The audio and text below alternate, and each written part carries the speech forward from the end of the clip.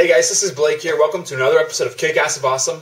Today I'm going to be talking about Drunken Master and Drunken Master 2. The second one is probably known more in the West as The Legend of Drunken Master. Now, I'm a little confused as to why I didn't even review Drunken Master as a Kickass of Awesome, because it really is a great movie, or at least a great kung fu film. I guess I just had no time, or maybe I forgot, or whatever. But you really need to understand the genre at the time to understand really how bold and inventive this movie was. Remember, in the 70s, most kung fu films were really dead serious. You know, Bruce Lee was the big guy at the time, and they still had, I think, the Venoms and T-Lung and the other big names, but almost everybody was serious. Bruce Lee actually kind of toyed with being a little more humorous in Way of the Dragon, but overall it was a serious movie. Now, Jackie Chan got his start working for a guy named Lo Wei, who was the guy who directed Bruce Lee's earlier films. And unfortunately, most of those movies were just bland. They weren't bad, but they were just ordinary. There was nothing that really stood out about them, other than if you're curious to see a young Jackie Chan. But Jackie Chan eventually got enough reign to do a movie called Half a Loaf of Kung Fu. Now, Lo Wei hated it, so he didn't release it until after Jackie Chan became famous. It's not a good movie, but you have to admire that it was definitely different at the time. It was really an experimental film, if anything. And eventually Lo Wei ended up doing Spiritual Kung Fu, which I haven't seen yet, but I've heard it was pretty bad. But that was also a comedy, so like it or not, at least that was pretty new too. Eventually, though, Jackie Chan got loaned out to a studio, and he ended up making Snake and the Eagle's Shadow.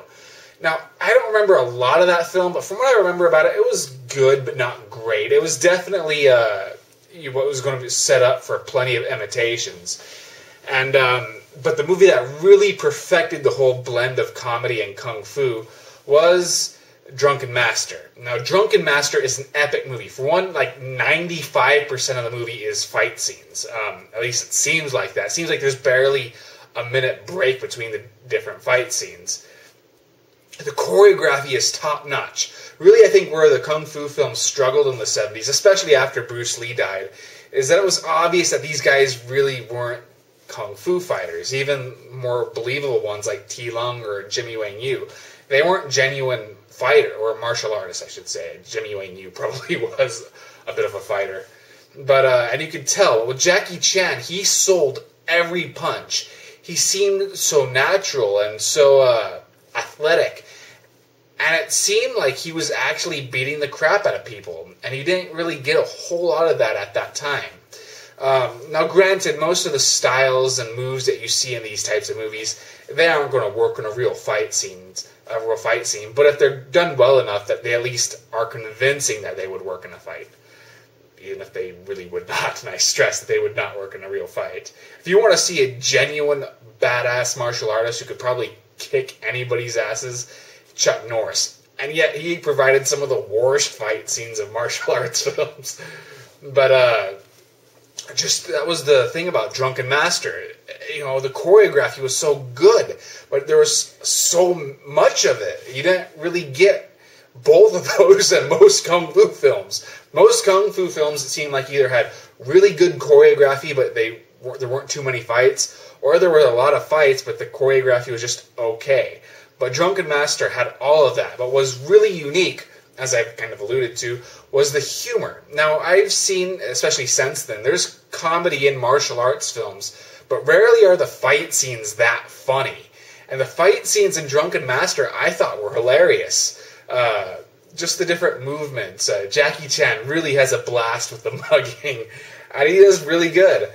So, Drunken Master, I would recommend it to any fan of kung fu films.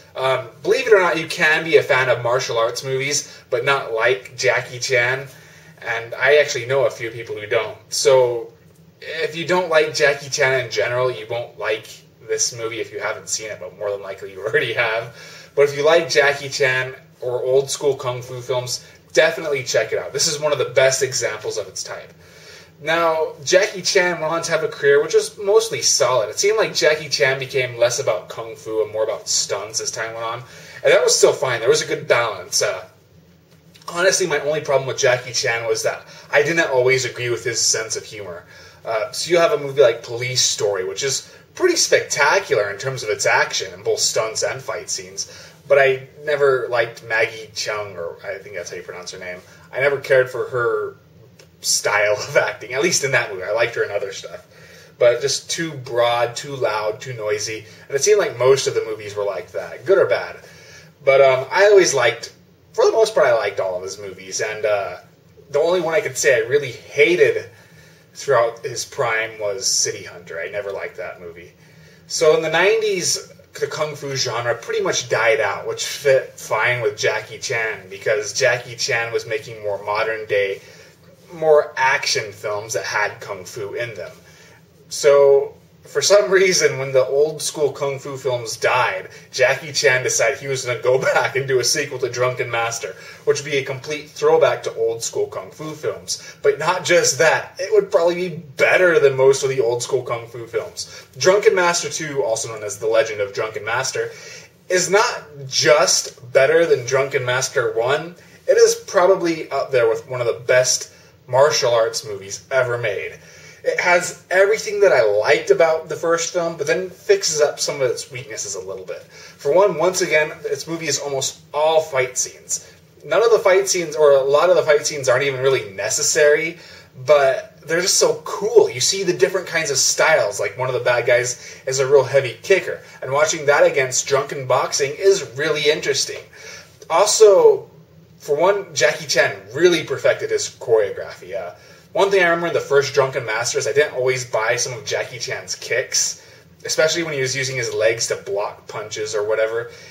Those kind of seemed a little sloppy, but here, every move seems perfect in its execution.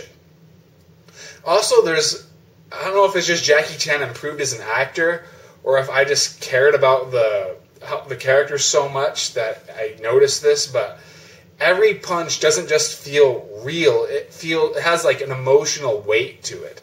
When Jackie Chan really wants to punch somebody in this movie, you feel, not just in the choreography, but in his mindset, that he is really trying to hurt them. And it just, I was just amazed at how amazing these fight scenes were. What else can be said? There's some pretty kick-ass stunts, but not as extreme as like Drunken Master, Police Story, or Project A. But there's some pretty cool stunts. There's lots of diversity. You'll have Jackie Chan wield weapons like a sword. You don't get that very often for some reason. Jackie Chan fights a whole gang who's armed with axes. There's plenty of one-on-one fights, group fights. There's gimmicks in the fights, but they're just all amazing. And believe it or not, the final fight really does top everything else. And considering how epic everything else is, that says a lot. Now, what I also love about this movie is how interesting the characters are. I really wanted to see more of everybody. You have Jackie Chan, of course, and Jackie Chan probably delivers his best performance at that time. He starts off as your typical young punk, and grows into the Wong Fei Hung that we all know and love. He seems to be channeling Jet Li's Wong Fei Hung. And he does that really well. But there's also, he has a rival who is really interesting. Some of his rival students seem really interesting. His parents, his dad's played by T. Lung, who I really like. He's really interesting. His stepmother is really interesting. Anita Mui, I believe she is. And just everybody. I just wanted to see more of these people. Even if they were just doing dishes, I'd be interested in what they were doing. And luckily, they aren't just doing dishes. They're kicking ass. And they're kicking a lot of ass. In fact, the movie's only real fault is that at times it feels like it doesn't really know what to do with all of its characters. So, for example, Andy Lau, who's probably known most for Infernal Affairs now, which was remade into The Departed, he has a small role early on in the movie as a chief inspector, and you think the way they build him up that he's going to be really important as the movie goes on, but he just vanishes after his first sequence. So that was a little odd. It felt maybe that they rewrote this movie quite a bit, so I guess it can be confusing in that regard, because some characters, like I said, they seem like they're going to be more important, but then they don't. In fact, this movie had a lot of behind-the-scenes drama, and that might explain, I don't know. I also felt sometimes the comedy was a bit too much. Like, the stepmother kind of got annoying at times, and at one part, she's encouraging Jackie Chan to use drunken boxing, but I kept wondering if they were implying that Jackie Chan's character used to have an alcohol problem, which is why his dad kept getting angry at him for using it. So her encouraging that kind of made you wonder, wow, this is not the nicest stepmom out there. Of course, the film's most notorious fault, I guess, would be its final scene. If you watch the original cut, where you see like Jackie Chan going way too over the top in terms of mugging, and it was definitely in bad taste, and I'm glad they removed it for the American cut. But at the same time, his absence at the very end in the American cut just seems more glaring. Like, where is he? But, these faults, they aren't so much faults. Well, in some ways, I guess they are, but I really don't care. I think what this movie does well is that it is just an all-around epic action movie. It's non-stop fight scenes, but it also has a lot of its own personality. It's not just, plotless. Even though the plot is kind of weak, it envelops. So I was interested, but it's just an all-around well-done movie.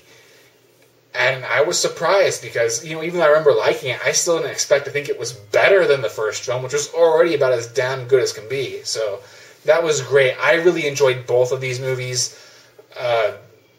They're definitely among Jackie Chan's best films, and Drunken Master 2, I'd say, is probably in my top 10 favorite martial arts films of all time. Great, great movie. So if you want to read my written reviews, just check the link in my description. That is all. I'll see you guys later.